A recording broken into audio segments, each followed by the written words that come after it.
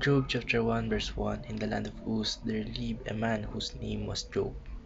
This man was blameless and upright. He feared God and shunned evil. Sa Tagalog po ay may isang lalaking nakatira sa lupain ng Uz na nagngangalang Job. Siya ay isang mabuting tao, sumasamba sa Diyos at umiiwas sa masasamang gawain. Magandang araw, ang tatalakayin po natin ngayong araw sa ating daily devotion ay ang blameless. At ang una pong katuruan na natutuhan ko ngayong araw kay Pastor Russell Ocampo ay being blameless requires sensitivity to sin. Ang pagiging blameless po, walang kapintasan na kagaya pa ng sinabi ni Pastor Russell Ocampo ay nangangahulugan na hindi po siya nagkasala sa paraan ng pamumuhay. Ngunit hindi rin ito nangangahulugan na hindi siya sensitibo sa posibilidad ng pagkakasala. Ang sensitivity to sin po kasi o yung pagiging sensitibo sa kasalanan ay isang mahalagang aspeto ng pagiging blameless. Ang ibig sabihin po nito ay ang isang tao ay may malalim na pagkakilala sa mga bagay na maaaring magdulot ng kasalanan. Kaya't siya po ay laging nag-iingat at umiiwas, nagmamasid sa kanyang mga desisyon at aksyon. Halimbawa po ni Job, hindi lamang siya tapat sa Diyos, kundi lagi siyang nag-aalaga na hindi siya mahulog sa kasalanan at nag-aalaga lamang siya ng malalaking kasalanan. Hindi lamang siya umiiwas sa mga malalaking kasalanan, kundi pati na rin sa maliliit na bagay na maaaring magkasala, maaaring makapag-epekto o makapagdulot sa kanya ng paggawa ng kasalanan na labag sa kalooban ng ating Panginoon Diyos.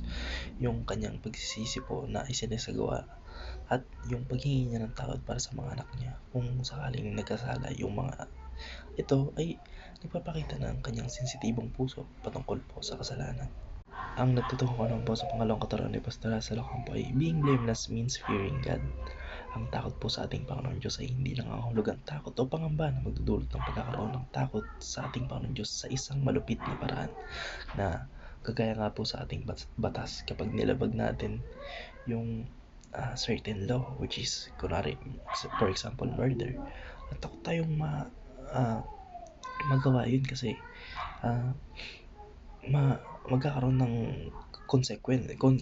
kapalit o parang kapahamakan sa atin dahil makukulong tayo at pag nasa kulungan ay mapapahamak tayo dahil yung mga ma-expose sa atin na tao ay puro rin parang mga tawag dito corrupted na rin. Kaya hindi po ganun yung takot na ipinapakita ni Job. Sa halip, yung takot po na yun ay tumutukoy sa isang malalim na paggalang at pag-aalaga, tsaka pag-alala at pagpapahalaga sa ating Panginoon Diyos, tsaka sa kanyang mga utos.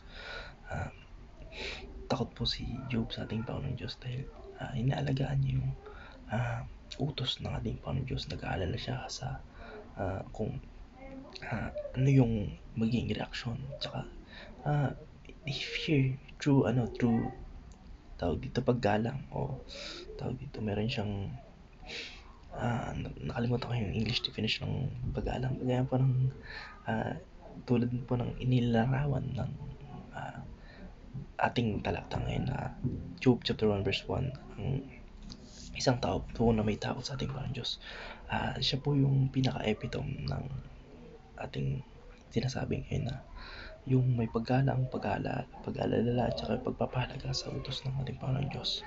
Kaya ito po ay isang dahilan kung bakit siya tinuturing na blameless, kung bakit tinuturing na blameless si Job.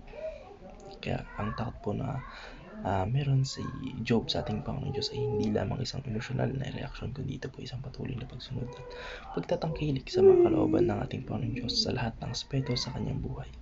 Ang pagiging blameless po ay hindi nakabatay lamang sa pag-iiwas sa kasalanan, kundi ito po ay pagkakaroon ng malalim na respeto at pagpapahalaga sa ating Panginoon Diyos na siyang nagtutulak sa isang tao na mamuhay ng tapat at matuwid.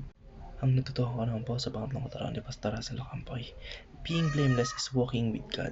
Ang paglalakad po kasama ang ating Panginoon Diyos ay hindi lamang isang metaphor o simbolo ng pahayag, kundi ito po ay tumutukoy sa pagsasabuhay ng isang buhay na ayon sa kalooban ng ating Panginoon Diyos, na may hakbang at desisyon na nagpapakita ng pagtangkilik at pagsunod sa kanyang mga prinsipyo o sa kanyang mga utos, sa kanyang mga batas na isinulot niya sa Biblia.